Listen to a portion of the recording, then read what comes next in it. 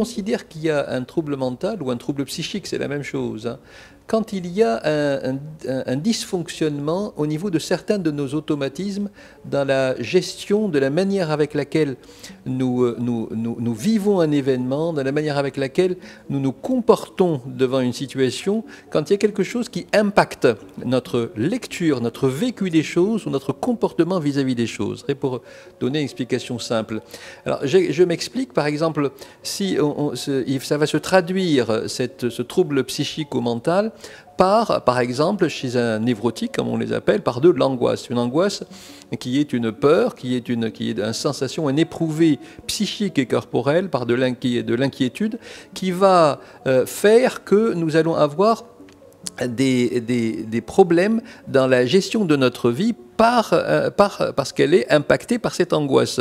Par exemple, je vais avoir peur de l'ascenseur, même s'il y a 50 étages à faire, je vais les faire à pied, même si je sais qu'il n'y a pas de risque à ce que je monte, mais la peur, l'angoisse, donc va être dans cette situation insupportable au point que je ne vais pas prendre l'ascenseur. Pareil, par exemple, chez quelqu'un qui fait un trouble obsessionnel compulsif, il va être obligé de fermer la porte 50 fois, même s'il sait que si une fois est suffisante, même 2 fois est suffisante, et une 3e fois, c'est une 3e fois de trop, mais il y a une angoisse en lui, un mal-être en fait, qui est tellement important qu'il ne peut pas faire autrement que d'essayer de résoudre ce mal-être, d'essayer de s'apaiser, et il va s'apaiser en en ayant ce rituel de comportement où il doit fermer la porte un certain nombre de fois.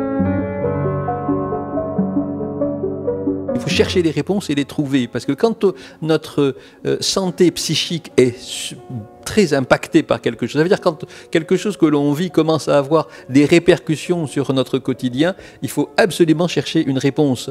Les réponses, il en existe. Les réponses, il en existe auprès des spécialistes, auprès des psychiatres, auprès des psychologues, et il faut trouver les personnes qui vont pouvoir ouvrir les portes qu'il faut ouvrir pour rentrer dans les méandres de la psyché et apporter des réponses à ces personnes-là. Les réponses, elles existent, les réponses, elles sont médicamenteuses, elles sont psychologiques, j'insiste sur le psychologique. Les médicaments ne sont qu'un aspect du soin, les médicaments ne sont pas le soin. Les médicaments sont très importants, surtout que maintenant on a des produits qui sont très légers, très soft, qui n'ont pas d'impact, qui entraînent très peu d'accoutumance, de dépendance. Donc on a des produits qui sont très bien tolérés et acceptés par l'humain et qui facilitent beaucoup le travail, mais l'accompagnement psychologique est un élément essentiel du soin. La maladie mentale est celle qui fait le plus souffrir et les patients qui sont malades et les familles. Et la souffrance des familles est juste incroyable, parce que c'est pas une fois, c'est pas un jour, c'est pas 2 jours, c'est pas une semaine, c'est souvent des années, c'est souvent toute une vie, et il faut donner la possibilité aux patients malades mentaux d'être suivis. Il y a un gros effort de fait au niveau des ministères de la Santé depuis déjà pas mal de temps, mais on est encore assez loin de satisfaire aux besoins, parce qu'il y a des problèmes au niveau des médecins psychiatres. Il y en a très peu, on est un petit peu plus de 400, ce qui est insignifiant dans un pays comme le nôtre. Il y a très peu de lits d'hospitalisation, il y a des coins dans lesquels il y a de vrais déserts psychiatriques dans beaucoup de coins du pays, dans beaucoup de régions du pays, ce qui est extrêmement dommageable pour la population, pour son confort, pour son bien-être.